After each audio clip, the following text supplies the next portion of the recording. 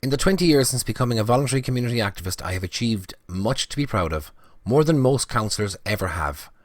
I don't know any other community activists that have successfully campaigned to have burnt out houses refurbished and given to residents that are from the area. I actually managed to prevent their demolition during the era of the regeneration agencies.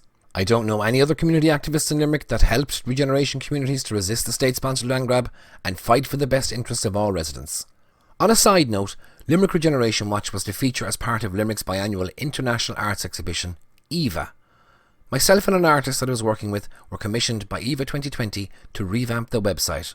But I was dropped without warning and the project cancelled because I had made a Facebook post about Joe Loughnane, the disgraced Solidarity and People Before Profit election candidate with a fondness for cocaine, verbal abuse, common assault and domestic violence. Can't be saying anything negative about far-left candidates, even if it is true. How's that for cancel culture? I don't know any other community activists that got the council to provide the paint for their anti-land grab mural. I don't know any other community activists that have successfully petitioned the EU to find the Irish state in breach of community law and force the Regeneration Agency to fulfil its legal functions and sponsor a €500,000 clean-up of all 4 Limerick regeneration areas, which have been deliberately run down over a 2-year period. The photographic evidence that I showed to MEPs on a 10-foot screen in the EU Parliament exposed the lies that were being told by the Irish authorities about regeneration. I don't know of any other community activists that have been invited to give lectures to the University of Limerick's Law Society. I don't know many community activists that have successfully doorstepped government ministers and a president to elicit their support and influence their decisions. Pragmatism is the order of the day. You see, I've always believed that you can catch more flies with honey than you can with vinegar. So if I gatecrash an event to try and meet a government minister, or indeed the president, I don't roar and shout abuse at them. I don't throw bricks, eggs or balloons at them. I don't trap them in their cars and frighten the life out of them. I do my best to get an audience with them, and I always have a report or letter to give them that will influence their decisions. Decisions that will impact directly on me, my family and the communities concerned. I want them to use their power to help us, not hate us, so I am always polite and respectful with my activism. I don't know many community activists that represent community interests on the Council's Environmental Strategic Policy Committee, where I managed to get the Council officials to hold a special Council meeting for Councillors to vote and change the bylaws to facilitate horse projects. Unfortunately, not enough Councillors bothered turning up, so no vote was taken and the matter was deferred indefinitely. I don't know many community activists that represented community interests on the Council's Local Community Development Committee, which is the most powerful of the Council's statutory committees, on which I had the deciding vote because 16 of its 19 members, including councillors, had conflicts of interest and were prohibited from voting. My activities are completely voluntary, so I had no conflict of interests. I don't know many community activists that have participated in a collective complaint to the European Court of Human Rights, or received statements of support from the United Nations Special Rapporteur on Extreme Poverty and Human Rights. I may have my criticisms of these institutions, but they did provide me with a stick to beat the Council with, and for that I'm grateful. My community activism is well documented online and in the local and national media. My activism has featured in numerous news articles. As one journalist put it, I could write the book, and maybe one day I will, but for now I'm content with making videos in my spare time. But it's not all meetings, lobbying and letter writing. Much of my activism involves physical labour.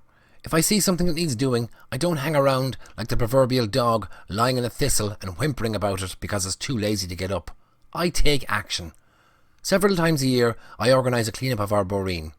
And by organise, I mean I start cleaning it and my family and neighbours join in with me if they are free, willing and able. On the evening I received this crank call. I had just put down a long day that involved litter picking, clearing briars, weeding the street, removing human fecal matter and collecting the used needles left by the heroin addicts that frequent our boreen. I was heading in home as the phone rang. I answered it and an individual identifying himself as Sean Kennedy said that he wanted to talk to me about my community activism.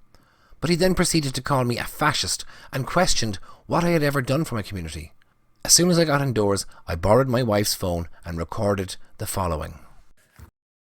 That was a clip from Antifa Calling, a video that I made back in 2021 after I became the target of political extremists when one of my local councillors, Elisa, endorsed an online hate campaign against me and my family. I was accused by her Marxist pals of being a fraud and that my community activism was merely a front for the far right. Imagine being called a fraud by people who think that trolling people online, chanting their demented little heads off in public and handing out leaflets to promote their half-baked ideology is some sort of community activism. Anyway, I began receiving abusive phone calls because of that post, and this went on for over 2 years, thanks to O'Donovan and her associates. Most of my achievements as a community activist were done without enlisting the help of my local councillors. And as the local elections will take place in June, I just want to remind voters that despite what many of them might say on their election leaflets, councillors have absolutely no individual powers whatsoever. Individual councillors cannot decide which roads or footpaths are repaired or what playgrounds or community facilities get built. And they cannot allocate funding. Most of these decisions are made by unelected council officials, and when funding has been allocated to community groups by councillors and planning permission has been sought through Part 8 of the Planning and Development Regulations, it is done by way of majority vote.